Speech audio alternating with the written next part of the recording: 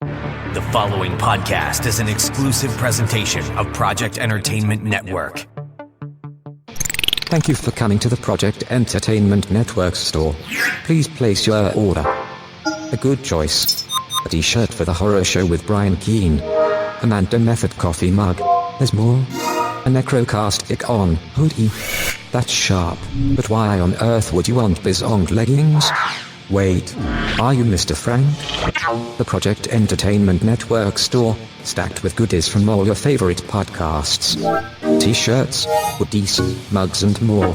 www.projectentertainmentnetwork.com. There shall come a podcast like no other. Defenders Dialogue with Brian Keene and Christopher Golden. Marvel Comics' original superhero non-team convenes once again. The Incredible Hulk, the Savage Submariner, the Master of the Mystic Arts, Doctor Strange, and a dynamic supporting cast of Marvel superheroes battle against evil as the Defenders. Without further ado, true believers, here's your hosts, Brian Keene and Christopher Golden. Excelsior! And welcome back once again, true believers, to Season 3 of Defenders Dialogue. I'm Brian Keene. And I am Christopher Golden, and I say a hearty Happy New Year and a hearty Excelsior to you, Brian. I am excited to bring our three listeners into Season 3 and into what is one of the weirdest and surprisingly best stories Marvel published in this era. Agreed. You know, and I we are, of course, talking about Godzilla, Toho's, giant monster, really the king of all movie monsters, who, yes, this is not a what if, it's not a make-believe. He was, for a time, a part of the Marvel universe, the Marvel continuity. He still is, but they can't call him Godzilla anymore. Chris, I don't know about you, but in rereading this series as an adult, I didn't realize just how influential this went on to be in other Marvel storylines. One of Iron Man's greatest foes, Dr. Demonicus, I forgot that he debuted in the pages of Godzilla. Oh Jesus! I didn't remember that either. Yeah, a lot of stuff that happened in these 24 Bronze Age issues that still reverberates and has repercussions in today's Marvel universe. So I'm excited to talk about some of that. Yeah, I'm getting a really significant echo. It seems to have stopped. Okay. Okay. It is so interesting to me to continue to explore, Brian, this Bronze Age, 70s to 80s, particularly as we're in 2020 now, era of Marvel, when it really was the House of Ideas, because what they did with Godzilla then is what they're doing with Conan the Barbarian in the current Marvel universe. That's right. They took this character that exists outside, is known far and wide, brought the character in, and then immediately brought the character in contact with the Marvel universe as a whole. And we're going to see that. Before we get into these three issues of Godzilla, I want to take a sharp tangent to something I just finished reading. Uh-oh. And in a weird way, I don't want to spend the time to cover the whole thing on this show, but I think it deserves mention, which is I just finished reading the complete Man-Wolf. Marvel published a trade paperback of the saga of John Jameson, a.k.a. Man-Wolf. That's for those good who stuff. follow this show, and for you, Brian, I just want to throw out that recommendation because it does tie in numerous ways, some positive, some negative, to the historical episodes of this show when we've talked about the Defenders and especially talked about the work of David Anthony Kraft and the storyline that we did not really like very much involving Professor Harrison Turk, a.k.a. Arisen Turk, which is the point at which, Brian, and I'm telling you this, it's the point at which Man-Wolf went from being a horror comic to being I'm trying to be kind, a really fucking stupid science fiction fantasy version of Man-Wolf, where Kraft, and again, this is clearly just his love, and that's fine. He took this horror comic that he had not been the one to create, and once again pulled the series he was being paid to write into the story he would rather be writing. So if you've been a fan of following this series, and you want to see, what starts as a great horror story and then becomes a very weird SF fantasy story, I recommend The Complete Man-Wolf. You definitely, if you're a fan of this show, you'll like it. Yeah, maybe we'll get to it on this show at some point, because it does, in fact, tie into the Defenders and everything we talk. And, a couple and also people... it includes, by the way, I should point out that the two out of the three final issues in that collection are issues of She-Hulk that feature Hellcat and Valkyrie and Hellcat's Shadow Cloak, all tying in also by David Anthony Kraft to that same, it's a direct tie-in to the Defenders.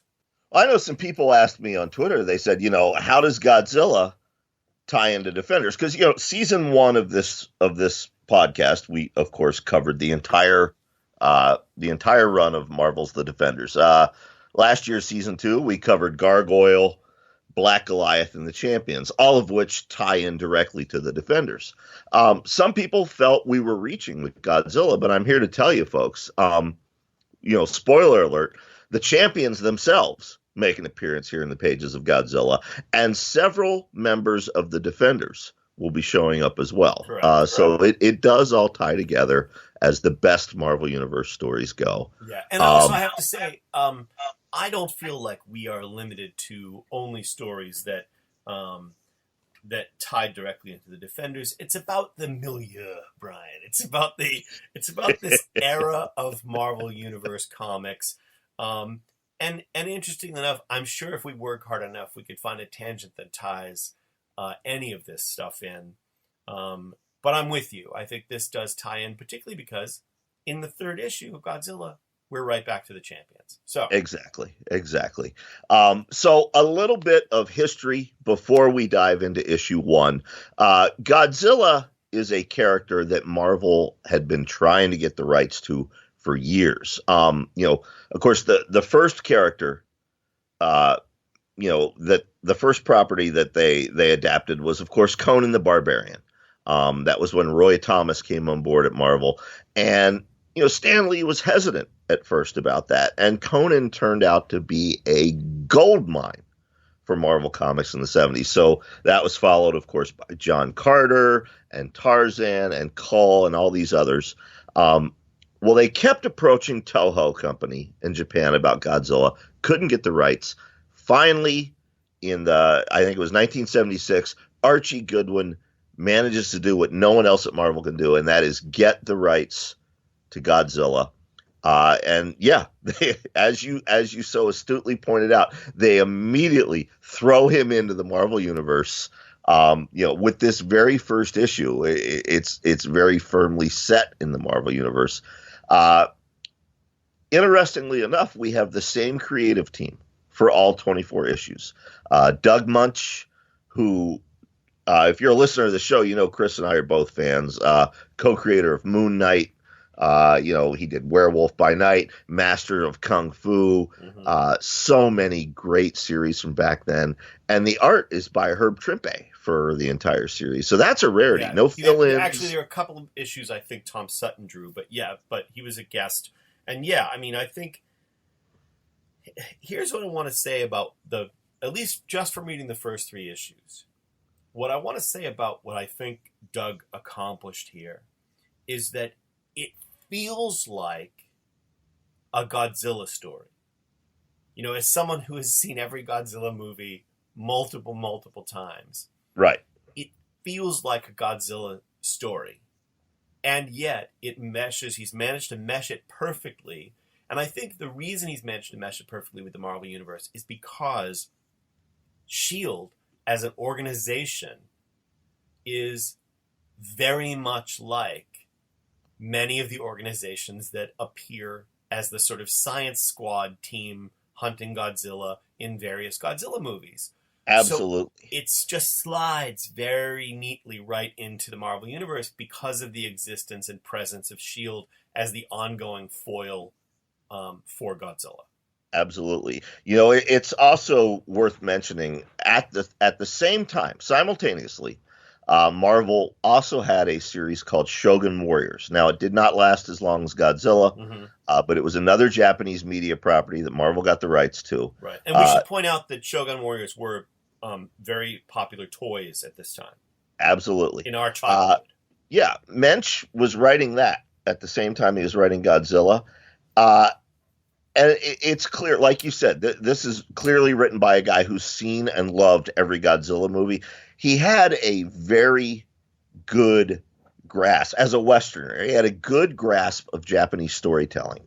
He knew what to do with both of these books. And in both of them, you're right, he uses S.H.I.E.L.D. to anchor them to Marvel and to Western storytelling. In Godzilla, it's S.H.I.E.L.D. agent Dum Dum Dugan. Shogun Warriors, it was S.H.I.E.L.D. agent Gabe Jones. But he used them very similarly, as we'll find out here. So yeah, let's start with issue 1, Chris. Let's dive in now. Before we do that, Brian, are you like me reading it in the essential format? You know what? I got to tell you, Chris, and I hate to admit this because I'm anti-piracy. My 29-year-old son borrowed my Godzilla Essential Collection. And so you has had not to given jump it in. back. Well, he hasn't given it back. So I was at my local shop last week, and I was just going to pick up all the back issues, but they've gotten pricey. You're looking at $15 to $20 per issue. Yeah. So for the first time in my life, I'm actually reading this on a pirate website. I am not happy with myself, but I got to do what I got to do. Yeah. Well, we won't shame you, Brian. Okay. Because you've already purchased this story in multiple forms. Yeah, exactly. I bought every one of these as a kid, and as I said, I do own the Essential. And David, if you're listening, Dad would like his comic books back, please. Yeah, right. Exactly. David, handle that. Yeah. Well, I got to tell you, and the last thing I want to say, yes, we're jumping in. So, yes, it is Doug Mensch, Herb Trimpe, and Jim Mooney on art, Doug Mensch on script. And you're right, we pronounce Doug's last name differently. I don't know how it's pronounced. Perhaps one of our 3 listeners will chime in on Twitter. And all the I don't want to say the old guys, all the veterans that I know pronounce it Munch. So that's... Okay. There you go. Of course, I've heard those same veterans pronounce, J.M. DeMatteis's last name completely different. So who knows? Well, and many years ago, I sat at a lunch table with 2 old friends who were then Marvel editors, who were arguing over lunch about the pronunciation of Magneto. So, so we're there. So, in any case, now in comics form, I want to ask you something before we get to page 1. Do you remember seeing this first issue on the newsstand? I think I do. My brother Jamie and I were always just massive Godzilla fans. And I'm pretty sure I remember buying this first issue. But we have, I have them all. Yeah. But I just also have the Essential, and the others are in boxes in my basement. So it was easy. I remember because, as we've talked about before, and as we're going to talk about later this month on the Horror Show with Brian Keene, when you and Joe Hill and I sit down and talk comic books for 2 hours, we didn't have the internet back then. Right. And it's the 70s. I'm in rural Pennsylvania. I don't have access to fanzines or conventions. So I have no idea that Marvel's doing a Godzilla book until I go to the newsstand and I see this on the stand. I think this is one of the most iconic covers in Marvel's history. The design, the character box up there in the corner, the lettering. It's just, I don't remember any other Marvel comic from that era that the cover impacted me as much as this one did. Yeah, and I can see that too, because I know, we were 10 years old when this came out.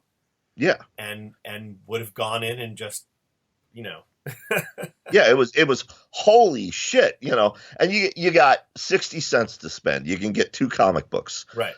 So, something else had to go by the wayside that month. I don't remember what it was, but I remember settling for Defenders and Godzilla. So, so we get into this, and again, I just have to, we'll talk more as we go. I will say that, Herb Trimpe did an excellent job with the art in this series, but I can't help feeling like in some cases his Godzilla, I'm looking at it and I'm just like, I'm wishing for Steve Bissette or I'm wishing for Bob Eggleton, on that. But suffice to say, it's really effective regardless of that. So Godzilla shows up in Alaska, Brian. Yes. It's a nice little nod to King Kong versus Godzilla there. He's coming out of an iceberg. Yeah, coming out of an iceberg. And again, this great moment which begins so many Godzilla stories, which is, a lone person, in this case, a lighthouse keeper, sees him rise and, runs back to what he perceives as shelter, which is his lighthouse. And he gets inside. And then, of course, Godzilla just stomps on it. Which, and again, going through these issues is probably going to be pretty quick because we'll talk about elements more than we talk about plot, because a lot of the plot is Godzilla stomping on shit. Yeah. And there's nothing wrong with that. There's not. Godzilla then gets, to what he comes across a major oil pipeline, because as Chris said, we're in Alaska. So after he stomped the lighthouse, he then begins to stomp the pipeline. Yeah. Yep. Oh, and also I want to point out as we go that once again, the problems of yesterday echo into today. We see a lot of commentary from Doug Munch. I'm trying to say it properly here. As we go through about things going on in the world, and they're very similar to what's going on in the world now. But yeah. Anyway, so the oil station, the pumping station, Godzilla trashes the shit out of that. And we should point out, unlike your standard Marvel comic, where the main character is talking to the audience either via dialogue in a word balloon or dialogue in a caption, we don't have that. Much like the Man Thing. Godzilla's thoughts are expressed in a caption box, third person. So, but we find out he's attacking the pipeline because Godzilla believes it's a giant snake. And when he rips it apart, the steel serpent's gleaming body snaps, spraying dark ichor. That is, of course, oil. Godzilla thinks it's the steel serpent's blood. Right. Yeah, and then I love, the guys in one of the oil tankers, tanker trucks are jumping out, and it's, again, classic moment we've seen in so many kaiju movies. Godzilla picks up the truck, and the driver is able to jump out the door or leap out the door just before Godzilla smashes the truck in his hand. And again, it's the sort of classic stuff.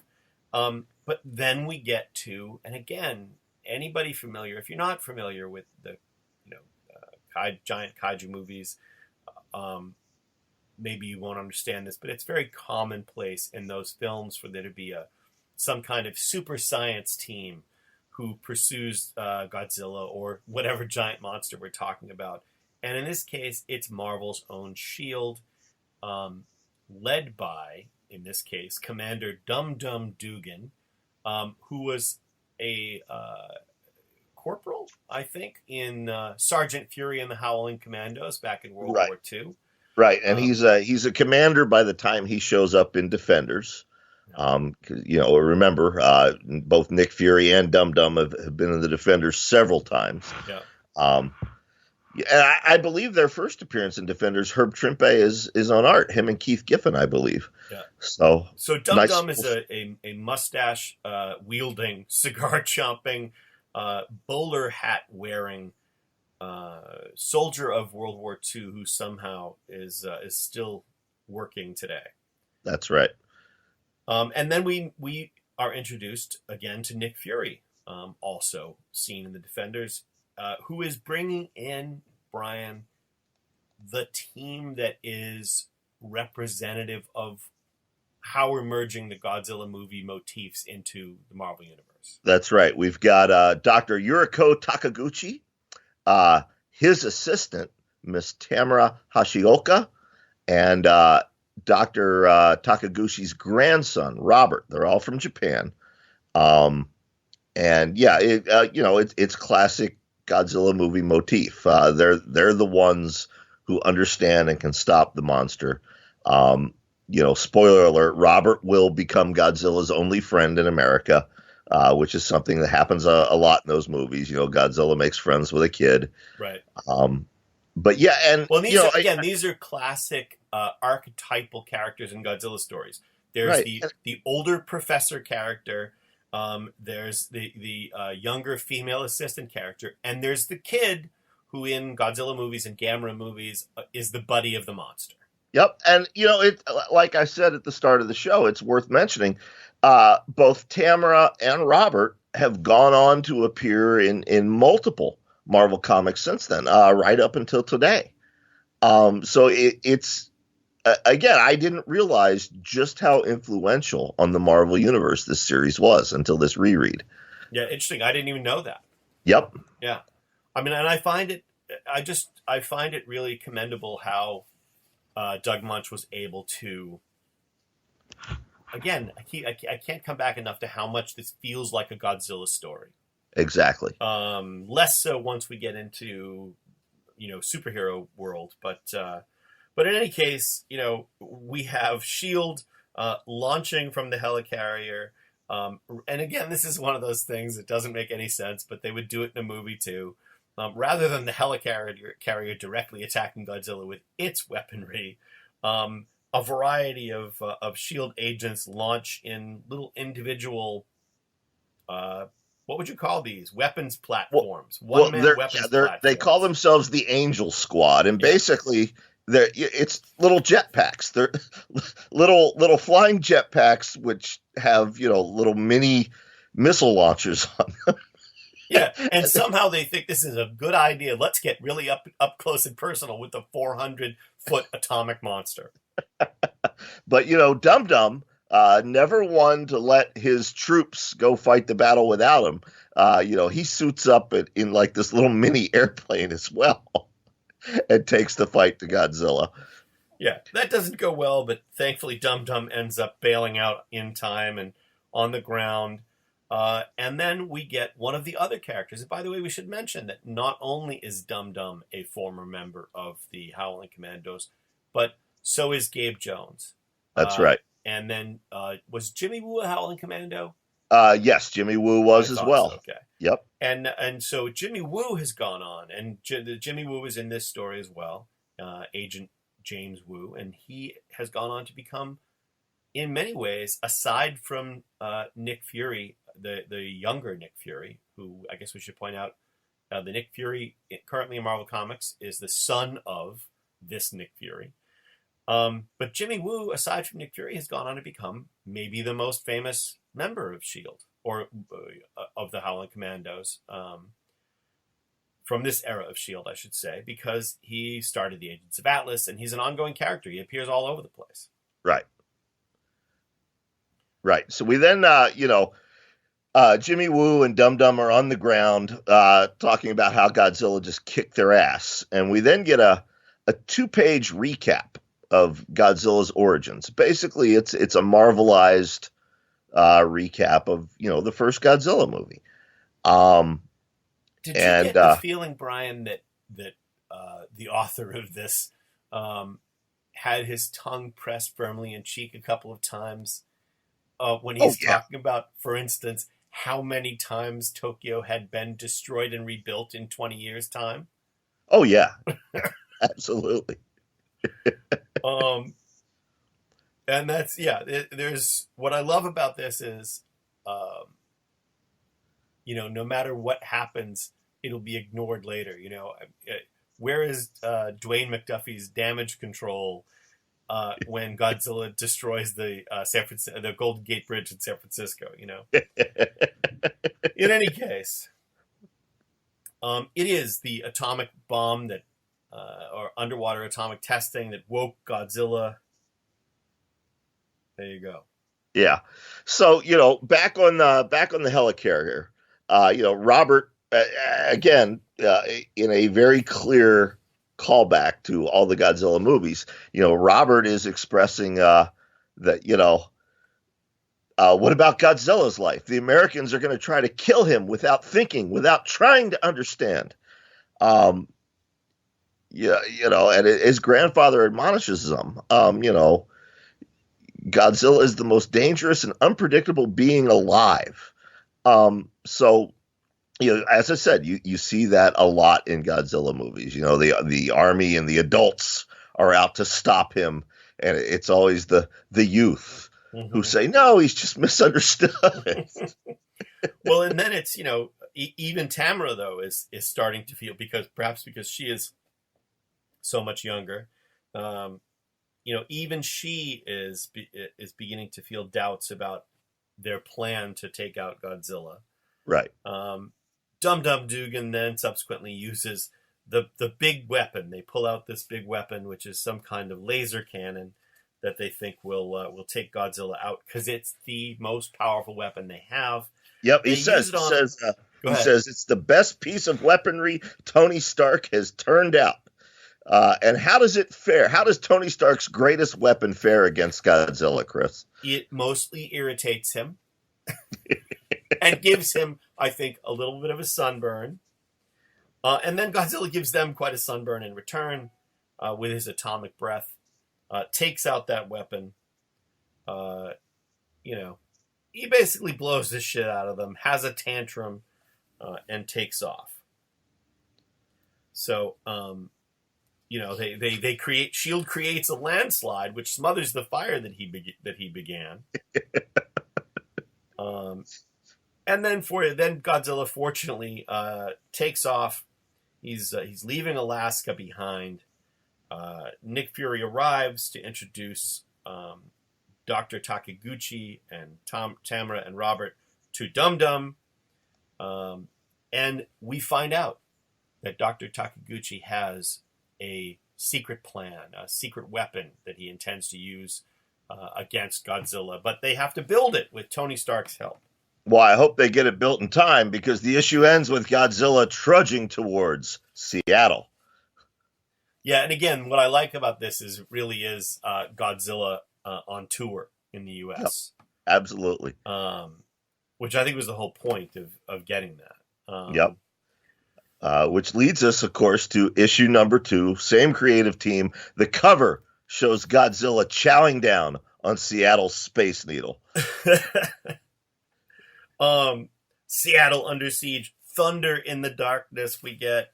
And again, interestingly enough, issue 2 starts the same way, with Godzilla storming ashore, smashing a bunch of shit, and one guy calling it in, and they're giving him a difficult time. This is the foreman, and he at the docks, and he's trying to get through to the mayor or the commissioner of police commissioner, and he says, if you don't put me through to the commissioner now, we'll all be meeting someone a lot bigger than the mayor.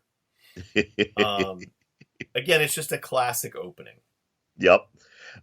We should point out, we do learn that Godzilla has, quote, been severely wounded by that weapon that Tony Stark designed. And he's enraged with pain. Yep. So, as he lumbers towards the center of Seattle, the aforementioned Gabe Jones buzzes up on his little aircraft. He says, finally, after 14 hours of searching for this thing. I wonder if I'm going to go totally nerdbot here. I wonder if the outfits that the S.H.I.E.L.D. agents wear are like the still suits in Dune where they drink their own pee. I don't know. Because if he's been cooped up as one man driving this thing flying this thing for 14 hours, I don't know. Right. But anyway,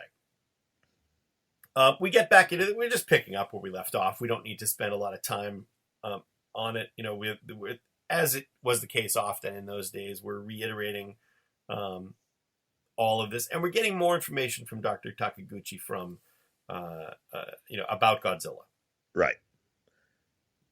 And he basically recaps. Now, it's interesting here because Marvel did not have the rights to the other monsters in Toho's library. They couldn't show, for example, Rodan. Right. Or Anguillus or any of them. So what you see here is a giant bird like Rodan, but it has Anguillus's tail. Nice little nods to the mythology, but they couldn't show it in Marvel. But yeah, he basically is telling them all about Godzilla's history, and basically in a nutshell, he's highly unpredictable and definitely the most dangerous living creature on the face of the earth. Yeah, and to follow up on what you just said, two things I want to point out is that not having those other rights to the other monsters caused Marvel to need to create their own monsters for Godzilla to fight, and I think it's a shame that they didn't dip into the fin fang fooms of the Marvel universe to do that. And the other thing is, just to reiterate, the fun I think that Doug Munch was having here when he says, Dr. Takaguchi says, it was not the last time Godzilla employed violence. The city was destroyed repeatedly, as was nearly every other city in Japan. So that we're talking about over the course of only 20 years, right. Godzilla destroyed every city in Japan over and over again. Right. So how the Japanese economy and construction industry handled that, I don't know. But I do think that he's having a little fun there. Absolutely. Robert admonishes Dum Dum and the rest of the S.H.I.E.L.D. agents. He says, many times Godzilla has saved our people from real evil. We think of him as a hero. You must not kill him. But he's a kid, so Dum Dum's just going to ignore him. We see Dr. Tamaguchi's mysterious plans, and Dum Dum ominously says to Jimmy Woo, he says, if this thing goes on the fritz, it could be an even bigger problem than Godzilla himself. Right. Yeah. So, dun, dun, dun. Dun, dun, dun. Yes, and then we find out from Gabe Jones, who arrives, now the helicarrier is going to go down to Seattle to handle Godzilla, they think. And Gabe tells Dum Dum that the weapon that they used on him in Alaska has driven Godzilla berserk with pain. Right. So there we go. And again, then we get, again, the classic Godzilla moment. We're inside the Space Needle, in the restaurant at the top of the Space Needle. People are having dinner when they're told to evacuate.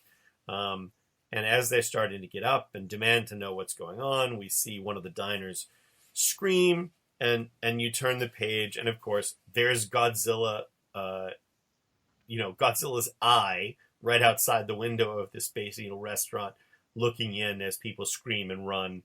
And again, just classic moments from the movies. Yep, exactly.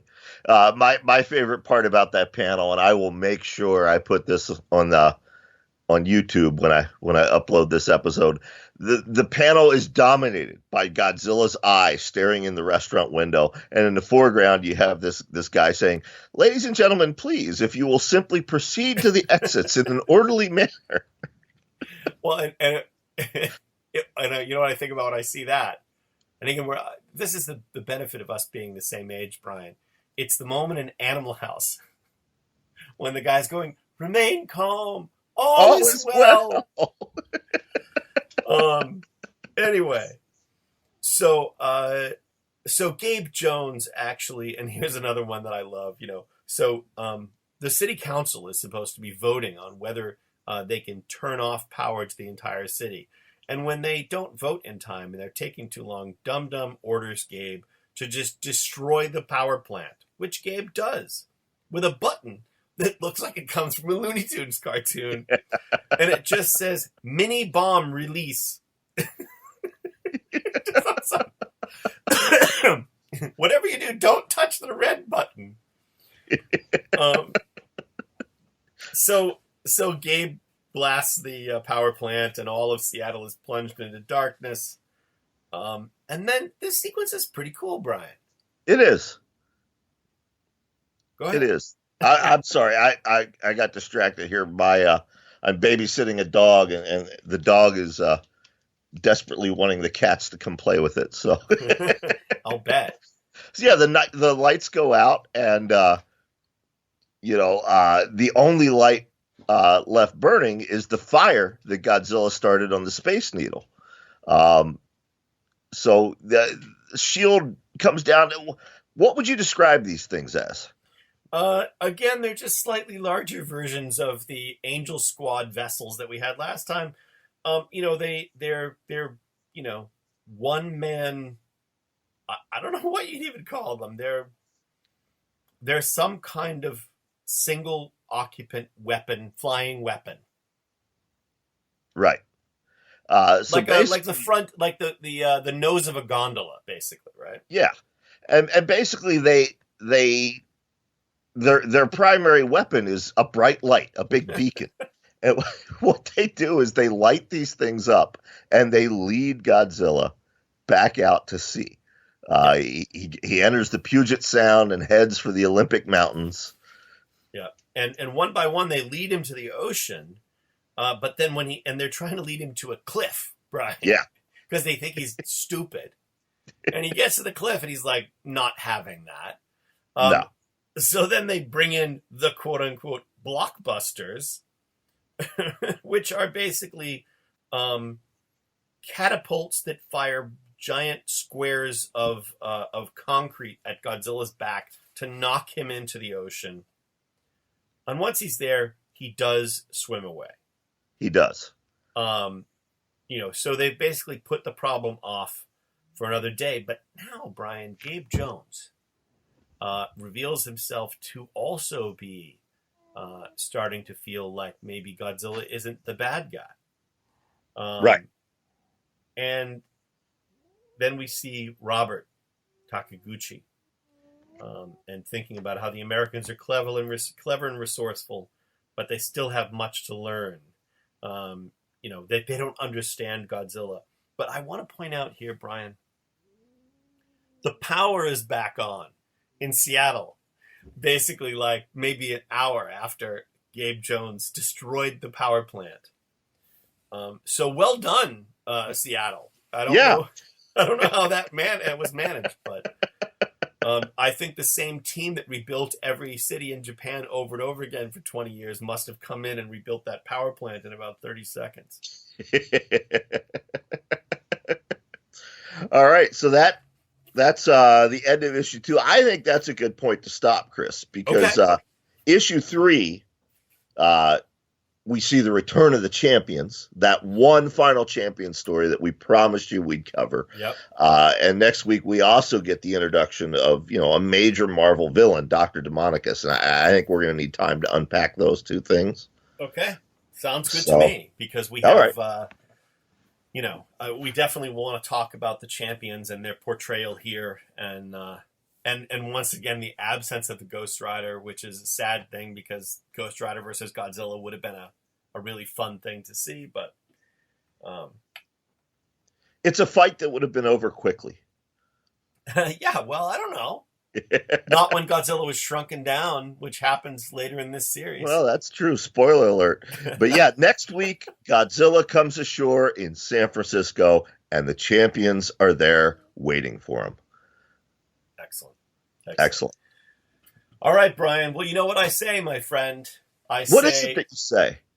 I say Excelsior, True Believers, and long live the King of the Monsters. That's right. We'll see you next week, folks.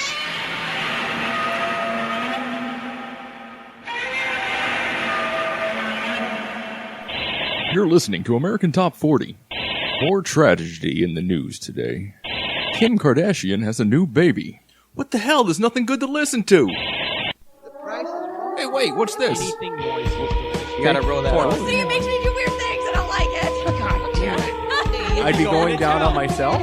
Shit. Hey guys, it's Bill, Mick, Maya. and Junior from the Unsupervised Podcast. Check us out every Thursday on the Project Entertainment Network. Take a break from the stress of the world and come have a laugh with or at us. Bill. My Favorite Story, a podcast author anthology featuring short fiction from the hosts of the Project Entertainment Network shows. Three guys with beards. Jim Moore, Jonathan Maybury, and Chris Golden. Tom Clark from Necrocast Igbon. Brian Keene of The Horror Show. Chuck Buda. And Armand Rosamilia of The Mando Method. Mary San Giovanni of Cosmic Shenanigans. Jay Wilburn from Matters of Faith. John Urban, sick of ink stains. Biz Zung's Mr. Frank. Available on Kindle and in paperback and through the Project Entertainment Network store. www.projectentertainmentnetwork.com. This has been an exclusive presentation of the Project Entertainment Network.